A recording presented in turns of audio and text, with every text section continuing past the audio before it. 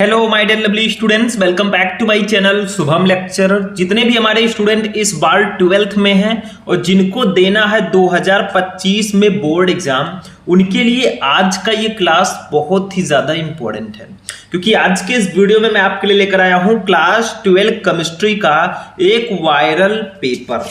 तो जितने भी हमारे स्टूडेंट 2025 में बोर्ड एग्जाम देंगे उनके लिए ये क्लास बहुत ही ज़्यादा इंपॉर्टेंट है, क्योंकि इस वीडियो में मैं आपको बताऊंगा कि क्लास 12 केमिस्ट्री का पेपर 2025 में कैसा आएगा। तो ऐसे आएगा 2025 में केमिस्ट्री का पेपर। अगर आपका भी टारगेट है भैया इस बार धुआं धुआं कर देंगे, हम केमिस्ट्री में 70 लेकर आएंगे, तो इस वीडियो को शुरू से लेकर लास्ट तक देखना। पूरे सॉल्यूशन के साथ मैं इस पेपर को बताऊंगा। ये कोई नॉर्मल क्लास नहीं है। देखो ये आपका पूरा सॉल्यूशन है केमिस्ट्री का, ठीक है। ये देखो पूरा सॉल्यूशन मैं इस क्लास में आपको इस पेपर का बताऊंगा, ताकि आपको ये पता चल सके कि आपका पेपर कैसा आता है और इसका सॉल्यूशन कैसे करेंगे। तो ये पेपर बहुत इंपॉर्टेंट है और बहुत सारे स्टूडेंट कहते हैं सर केमिस्ट्री का पेपर टफ आता है या इजी आता है। तो आज की इस क्लास को देखोगे आपको पता चल जाएगा। तो 2025 केमिस्ट्री आपका पेपर कोड साइड में लिखा रहेगा, अनुक्रमांक नाम आपको यहाँ पे डालना होगा। समय तो 3 घंटे 15 मिनट ही रहेगा भैया। पूर्णांक आपका 70 नंबर का रहेगा। कुछ नोट हैं। प्रारंभ के 15 मिनट परीक्षार्थियों को प्रश्न पत्र पढ़ने के लिए निर्धारित है, ठीक है। मतलब 15 मिनट आपको क्वेश्चन पेपर पढ़ना है। कुछ सामान्य निर्देश हैं, उसको जान लेते हैं। सभी प्रश्न अनिवार्य है। प्रत्येक प्रश्न के निर्धारित अंक उसके समक्ष दिए गए हैं। दूसरा, गणनात्मक प्रश्नों में गणना के समस्त पद लिखिए। देखो भैया ये है केमिस्ट्री, इसमें कैलकुलेशन तो होगा ही न्यूमेरिकल में, तो आपको सारे पदों को लिखना है। तीसरा, प्रश्नों के प्रासंगिक उत्तर लिखिए। और चौथा, जहां आवश्यक हो रासायनिक समीकरण दीजिए। ये तो कुछ निर्देश थे। हमारा पेपर यहां से स्टार्ट होता है भैया। सबसे पहला क्वेश्चन जो होगा ये बहुविकल्पीय प्रश्न होगा। टोटल 6 क्वेश्चन रहेंगे, आपको 6 का आंसर देना है, 6 नंबर ले जाना है। देखो इस प्रश्न पत्र के प्रत्येक खंड में 4 विकल्प दिए गए हैं। सही विकल्प चुनकर उसे अपनी उत्तर पुस्तिका में लिखिए। ये आपको करना है। जैसे का देखो, और बहुत सारे स्टूडेंट कमेंट कर रहे हैं सर 20 ऑब्जेक्टिव आएगा। भैया जब वो आएगा मॉडल पेपर मैं आपको वो भी प्रोवाइड करा दूंगा। अभी जो हम देख रहे हैं उसको ध्यान से समझिए, ठीक है। देखो का धातु जो सरलता से ऑक्सीकृत हो जाती है, वो कौन सी धातु है इन चारों में से जो सरलता से ऑक्सीकृत हो जाती है? फर्स्ट है कॉपर, सेकंड है सिल्वर, थर्ड है एल्यूमिनियम, फोर्थ है प्लेटिनम। तो भैया जो एल्यूमिनियम होता है Al, ये धातु सरलता से ऑक्सीकृत हो जाती है इन चारों में से। खा देखो, शुद्ध जल की मोलरता कितनी होती है? सबको पता होना चाहिए। What is the molarity of pure water? शुद्ध जल की मोलरता होती है 55.56। मैं ऐसे ही बता दे रहा हूं। ये जो क्वेश्चन है ये आपके जुबान पे होना चाहिए सबसे आगे इसका आंसर, ठीक है। गा देखो, निम्न में कौन सा ऑक्साइड हाइड्रोजन द्वारा अपचयित होगा? इसमें से कौन सा ऑक्साइड है जो हाइड्रोजन के द्वारा अपचयित हो जाएगा? फर्स्ट है Na2O, सेकंड है MgO, थर्ड है Al2O3, फोर्थ है Ag2O। तो भैया इसका राइट आंसर होगा Al2O3। ये है एल्यूमिना। ये जो ऑक्साइड है ये हाइड्रोजन द्वारा अपचयित हो जाएगा, ठीक है। घा देखो, प्रथम कोटि की अभिक्रिया के लिए वेग स्थिरांक तथा अर्धायुकाल में क्या संबंध होता है? चैप्टर नंबर 3 का क्वेश्चन है केमिकल काइनेटिक का, कि प्रथम कोटि की अभिक्रिया के लिए वेग स्थिरांक तथा अर्ध आयुकाल में क्या संबंध है? बताइए सही वाला फॉर्मूला क्या होगा? फर्स्ट है K = 0.6932 upon T half, second है T half = K upon 0.6932, third है T half = 0.6932 K and fourth है नन ऑफ दीज, यानी कि इनमें से कोई नहीं। तो भैया फर्स्ट ऑप्शन सही होगा। प्रथम कोटि की अभिक्रिया के लिए वेग स्थिरांक तथा अर्धायुकाल में जो संबंध होता है वो होता है K = 0.6932 upon T half. K है वेग स्थिरांक, T हाफ है अर्ध आयु काल। इस फॉर्मूले से रिलेटेड न्यूमेरिकल भी आता है, तो इसको ध्यान में रखना। अगला नंबर क्वेश्चन, नाइट्रोबेंजीन को कहते हैं, नाइट्रोबेंजीन को और किस नाम से हम जानते हैं? फर्स्ट है कशीस का तेल, सेकंड है मिर्वेन का तेल, थर्ड है फिनेमन ऑयल, फोर्थ है विंटर ग्रीन का तेल। तो इसका राइट आंसर हो जाएगा ऑप्शन नंबर सेकंड, मिर्वेन का तेल। देखो नाइट्रोबेंजीन को हम लोग मिर्वेन का तेल भी बोलते हैं। 4 नंबर, यौगिकों का युग्म जिसमें दोनों यौगिक टॉलेन अभिकर्मक के साथ धनात्मक परीक्षण देते हैं। बताइए वो यौगिक का कौन सा युग्म है, कौन सा जोड़ा है जो टॉलेन अभिकर्मक के साथ धनात्मक परीक्षण देंगे? तो इसका राइट आंसर क्या होगा? फर्स्ट है ग्लूकोज तथा सुक्रोज, सेकंड है फ्रक्टोज तथा सुक्रोज, थर्ड है ग्लूकोज तथा फ्रक्टोज, फोर्थ है उपयुक्त सभी। तो इसका राइट आंसर होगा ग्लूकोज तथा फ्रक्टोज। ग्लूकोज और फ्रक्टोज जो है ये एक ऐसा युग्म है जिसमें दोनों यौगिक टालन अभिकर्मक के साथ धनात्मक परीक्षण देते हैं। तो देखो आपका काखा गघा अंगा टोटल 6 क्वेश्चन थे, एक नंबर के, 6 नंबर के टोटल ऑब्जेक्टिव क्वेश्चंस रहेंगे, ये आपको ध्यान में रखना है। ठीक है, तो आपका ऑब्जेक्टिव यहां पे फिनिश हुआ। नेक्स्ट पे आते हैं, दूसरा क्वेश्चन देखो। दूसरा है ये 2-2 नंबर का रहेगा, अति लघु उत्तरीय प्रश्न आप इसको बोलेंगे। ठीक है, 2-2 नंबर वाले ये ध्यान में रखना है। उसके बाद हम लघु उत्तरीय ये सब डिस्कस करेंगे। ठीक है, तो ये 2-2 नंबर वाले अति लघु उत्तरीय हैं। देखो का क्वेश्चन है दूसरे का, रेडॉक्स विभव किसे कहते हैं? भैया रेडॉक्स विभव क्या होता है? हमारे सेकेंड चैप्टर का क्वेश्चन है ये, इलेक्ट्रोकेमिस्ट्री विद्युत रसायन चैप्टर का। देखो ध्यान से समझना, मैं आपको सॉल्यूशन के साथ बताऊंगा, फुल आपको वीडियो ध्यान से समझना है तभी आप समझ पाएंगे। देखो रेडॉक्स विभव क्या होता है, जब सेल में ऑक्सीकरण तथा अपचयन अभिक्रिया होती है तो धातु और विलयन के मध्य स्थापित विभवांतर को रेडॉक्स विभव कहते हैं। यानी कि जब सेल के अंदर ऑक्सीकरण और अपचयन दोनों अभिक्रिया होती है तो उसको हम रेडॉक्स अभिक्रिया कहते हैं। लेकिन जब सेल में ऑक्सीकरण तथा अपचयन दोनों अभिक्रिया होती है तो धातु और विलयन के मध्य स्थापित एक विभवांतर होता है जिसको हम रेडॉक्स विभव कहते हैं। मतलब जब ऑक्सीकरण और अपचयन दोनों अभिक्रिया होगी तो धातु और विलयन के बीच जो विभव होगा वही रेडॉक्स विभव होता है। बस सिंपल सा है, 2 नंबर में है भैया, इतने में इतना ही मिलेगा, बोल दीजिएगा। ठीक है, नेक्स्ट क्वेश्चन। खा, एक विलयन में 40 ग्राम सोडियम हाइड्रोक्साइड को 50 ml जल में घोला गया है, इसकी मोलरता एवं नॉर्मलता की गणना कीजिए। मतलब एक विलयन है जिसमें 40 ग्राम सोडियम हाइड्रोक्साइड को 50 मिलीलीटर जल में घोला गया है, तो इसकी मोलरता एवं नॉर्मलता बताइए। अब एक बात बताओ, इसमें विलेय क्या है, विलायक क्या है? देखो विलेय क्या होगा, 40 ग्राम NaOH, ये विलेय होगा। क्यों? क्योंकि इसकी मात्रा 40 ग्राम है। और 50 ml जल है भैया, ये विलायक होगा क्योंकि इसकी मात्रा 50 ml है। देखो जिसकी मात्रा विलयन में कम होती है वो विलेय होता है, जिसकी मात्रा विलयन में ज्यादा होती है उसको हम लोग विलायक बोलते हैं। ठीक है, तो यहां पे इसको कैसे लगाओगे? देखो मैंने लगा रखा है क्योंकि मैं आपको यहीं पे बता देता हूं, अगर सॉल्व कराऊंगा तो बहुत लॉन्ग वीडियो होगा क्योंकि पूरा पेपर हमें सॉल्व करना है। देखो हमें क्या दिया गया है, देखो ये एक विलयन में 40 ग्राम NaOH, ये विलेय का भार हमें दिया गया तो हमने लिख दिया विलेय का भार 40 ग्राम। ठीक है, विलेय का अणुभार निकाल लेंगे। देखो NaOH है, सोडियम का देखो यहाँ पे सोडियम का 23 होता है, ये दिया रहना चाहिए। ठीक है, ऑक्सीजन का 16 होता है और हाइड्रोजन का 1 होता है। सबको जोड़ोगे तो विलेय का अणुभार निकल आएगा। तो विलेय का अणुभार 23, 16, 1, 40 हो जाएगा। ठीक है, अब हम विलेय का भार और अणुभार दोनों दिया गया, विलेय के मोलों की संख्या निकाल लेंगे। इसका फॉर्मूला होता है विलेय का भार बटा विलेय का अणुभार। भार था 40 ग्राम, ठीक है, अणुभार भी आया है 40 ग्राम, कट हो जाएगा तो विलेय के मोलों की संख्या 1 मोल आ जाएगी। ठीक है, अब देखो विलयन का आयतन कितना दिया गया, 50 ml दिया गया है। तो विलयन का आयतन सॉरी यहाँ पे 500 ml होना चाहिए, थोड़ा सा प्रॉब्लम है। देखो यहाँ पे क्या है, गलती हो गई है यहाँ पे प्रिंटर से। ठीक है, यहाँ पे 500 ml होना चाहिए, 50 ml नहीं रहेगा। ठीक है, 500 ml यहाँ पे रहेगा। इस न्यूमेरिकल को प्रिंट करने में थोड़ी सी गलती हुई है, लेकिन चलो आप 50 ml से भी लगा सकते हो, लेकिन 500 ml मिला के हम लगा देते हैं। तो विलयन का आयतन 500 ml है। अब 500 ml को पहले लीटर में बदलेंगे तो 500/1000, क्योंकि लीटर में बदलोगे तभी आप विलयन की मोलरता निकाल पाओगे। तो 500 को 1000 से डिवाइड करना होगा तभी आप इसको लीटर में बदल पाएंगे, क्योंकि अगर आपको मिलीलीटर को लीटर में बदलना है भैया तो 1000 मिलीलीटर इक्वल टू 1 लीटर होता है। तो 500 को 1000 से डिवाइड कर दो तो 5/10 आएगा, इसको 0.5 लीटर लिख देंगे। विलयन का आयतन आ गया।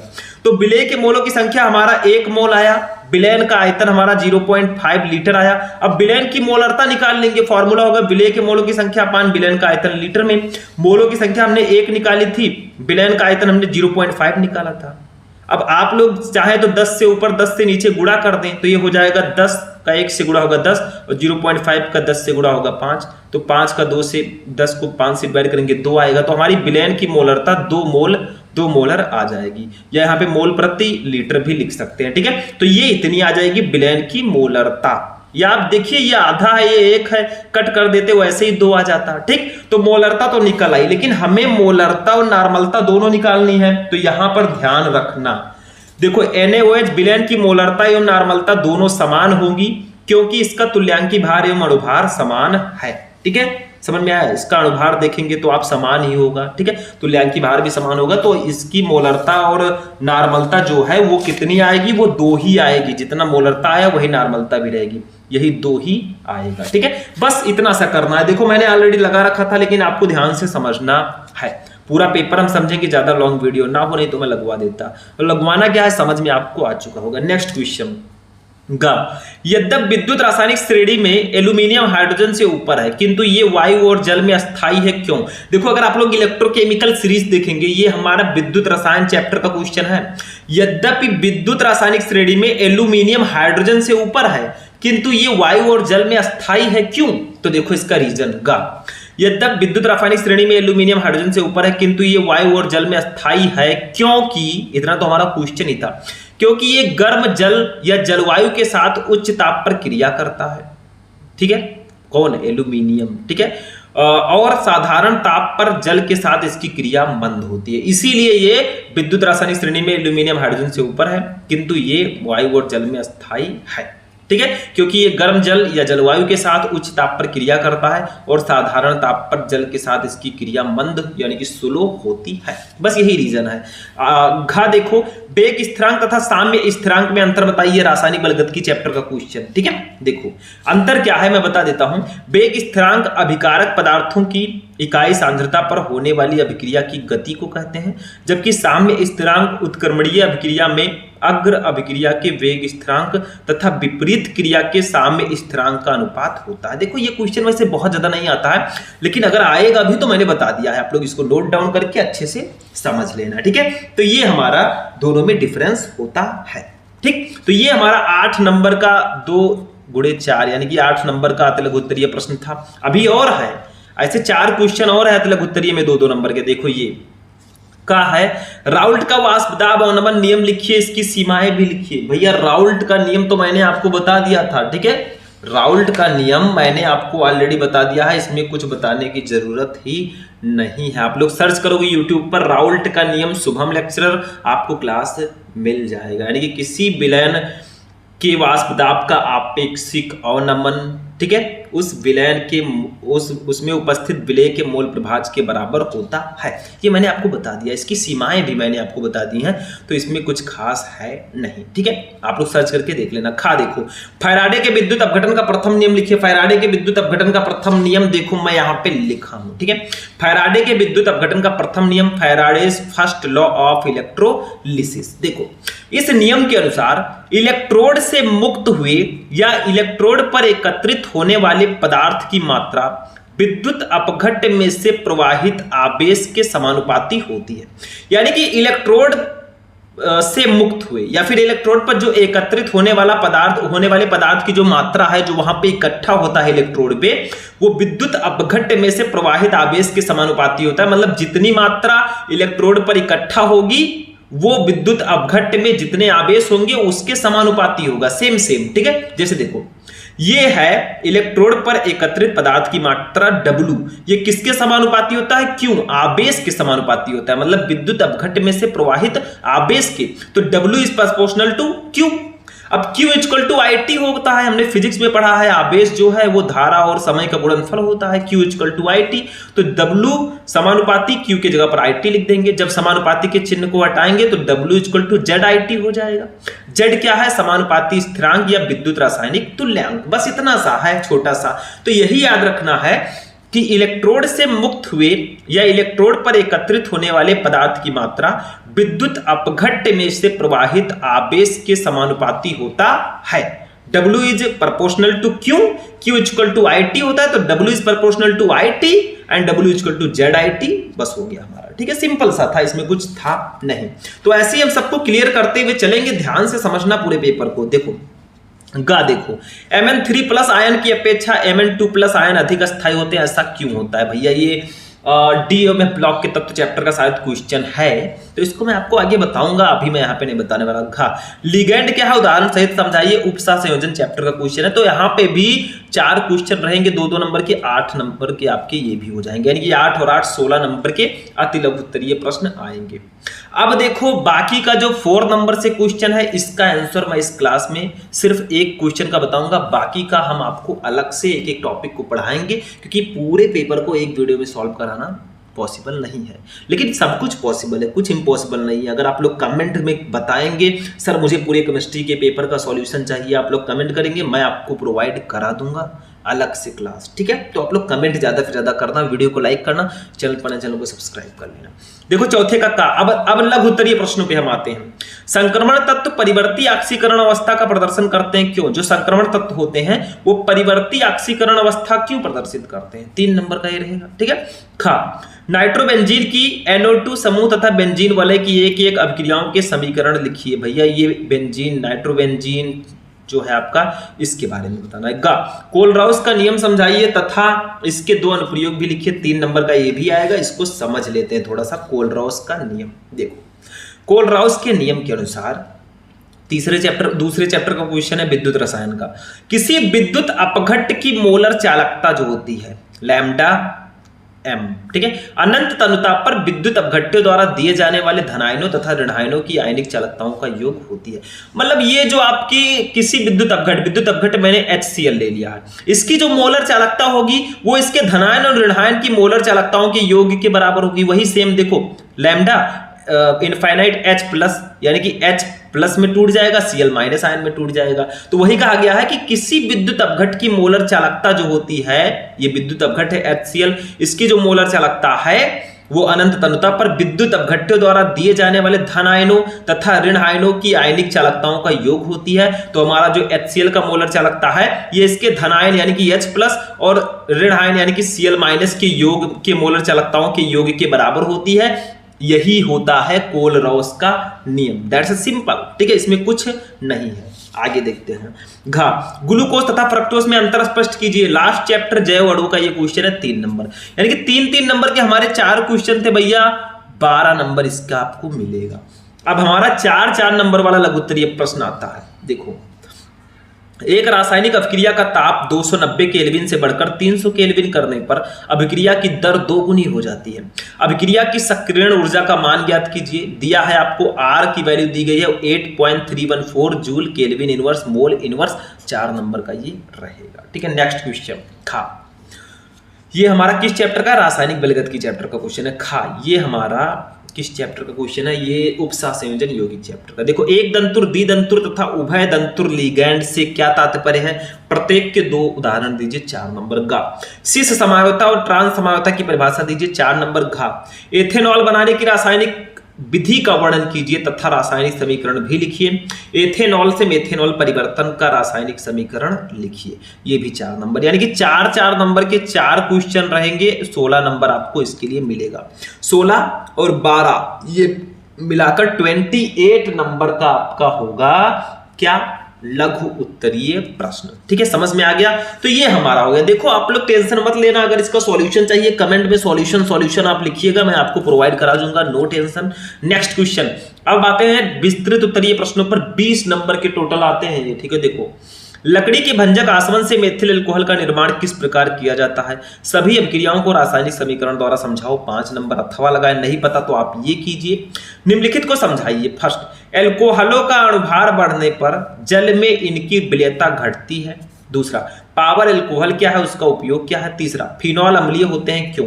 ये 5 नंबर का रहेगा। मतलब आप चाहे इसको कीजिए चाहे इसको, अथवा लगा है, दोनों में से करना एक ही को है आपको, ये ध्यान रखना, ठीक है। चाहे ये वाला क्वेश्चन कर दीजिए चाहे ये, जो आपको पता हो। देखो विस्तृत उत्तरीय प्रश्नों में आपको ऑप्शंस मिलेंगे। आपको अगर एक क्वेश्चन नहीं पता है दूसरे का ऑप्शन आपको दिया जाएगा, ठीक है। नेक्स्ट क्वेश्चन देखो। खा क्या होता है जब केवल रासायनिक समीकरण लिखें? देखो भैया आप केमिस्ट्री पढ़ रहे हो, उसमें रिएक्शन ना हो ऐसा तो पॉसिबल नहीं है, क्योंकि केमिस्ट्री में आपको रिएक्शंस देखने को मिलेंगे ही मिलेंगे, ठीक है। तो क्या होता है जब केवल रासायनिक समीकरण लिखूं? फर्स्ट, एथिल अल्कोहल भिन्न ताप पर H2SO4 के साथ क्रिया करता है, तो क्या होगा? मतलब एथिल अल्कोहल सांद्र सल्फ्यूरिक अम्ल के साथ क्रिया करेगा तो क्या बनेगा? आपको यहाँ पे प्रोडक्ट बताना है, रिएक्टेंट आपको दिया गया, प्रोडक्ट बताना है क्या बनेगा, किससे अभिक्रिया होगी, किसकी उपस्थिति में होगी। सिर्फ आपको केमिकल रिएक्शंस देने हैं।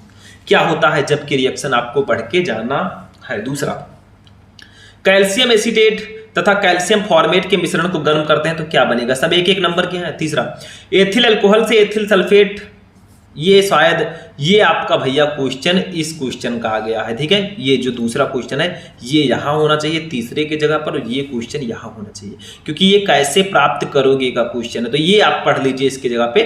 फास्फोरस अम्ल को गर्म किया जाता है तो क्या होता है, ठीक है। चौथा, डाई एथिल ईथर PCl5 से क्रिया करता है, मतलब die ethyl ether C2H5O C2H5 जब है ये PCl5 से क्रिया करेगा तो क्या बनेगा। पांचवा, गन्ने की शक्कर के घोल को तनु H2SO4 के साथ उबाला जाता है। सबका आपको केवल रिएक्शन ही देना है, ये ध्यान रखना। इस तीसरे को यहां ले आओ, इस दूसरे को वहां लेकर चले जाओ, ठीक है, क्योंकि उल्टा हो गया थोड़ा सा। तो ये 5 रिएक्शन रहेगा, पांचों का आपको केवल केमिकल रिएक्शन देना है और आपको 5 नंबर मिलेगा। केवल रासायनिक समीकरण, कुछ लिखना नहीं है फालतू की चीजें, क्योंकि टाइम बहुत नहीं रहेगा। अथवा लगा है वो नहीं पता है तो ये कर लो भैया, मतलब ये वाला रिएक्शन नहीं पता है क्या होता है जब वाला, तो कैसे प्राप्त करेंगे का एक रिएक्शन है, केवल रासायनिक समीकरण आपको देना है। क्या होता है जब मैं आपको प्रोडक्ट दिया रहता था, आपको रिएक्टेंट अभिकारक दिया रहता था, प्रोडक्ट उत्पाद आपको बताना था। यहां पे रिएक्टेंट और प्रोडक्ट दोनों दिया रहेगा, बस बीच का प्रोसेस क्या होगा वो आपको बताना होगा। देखो कैसे प्राप्त करेंगे, केवल रासायनिक समीकरण दें। फर्स्ट है एसिटिक अम्ल से एथिलेमीन कैसे बनाओगे, 1 नंबर। दूसरा ये आप लिख दीजिएगा, एथिल अल्कोहल से एथिल सल्फेट कैसे बनाओगे। तीसरा, अमोनियम एसीटेट से एथिलेमीन कैसे बनाओगे। चौथा, बेंजीन से बेंजोइक अम्ल, और पांचवा, बेंजीन से DDT।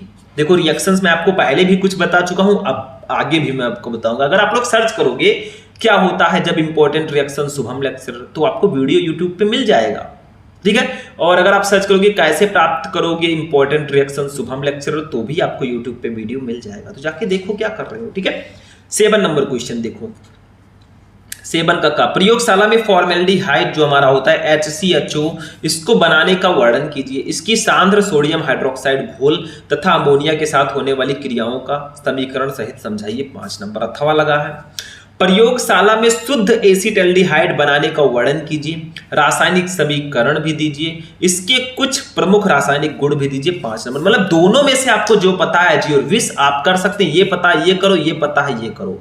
यही तो खामी है कि आपको विस्तृत करिए प्रश्न में, लॉन्ग क्वेश्चंस में आपको ऑप्शंस देखने को मिलेंगे। अगर आपको एक नहीं पता दूसरा कर दो भैया, ठीक है, ये ऑप्शन आपको देखने को मिलते हैं। इसमें देखो खा है, प्रोटीन की द्वितीयक संरचना से आप क्या समझते हैं, प्रोटीन की संरचना को स्थायित्व प्रदान करने वाले कारकों को लिखिए, 5 नंबर। अथवा लगा है, एमिनो अम्ल क्या है, इसका वर्गीकरण कैसे किया जाता है, उदाहरण देकर समझाइए, 5 नंबर। मतलब आपका ये दोनों में से कोई एक आपको करना है। तो यही था पूरा पेपर क्लास 12 केमिस्ट्री का। आपको बहुविकल्पीय प्रश्न 6 नंबर के, अतः लघुत्तरीय प्रश्न आपको कितने नंबर के, 16 नंबर के दिए जाएंगे।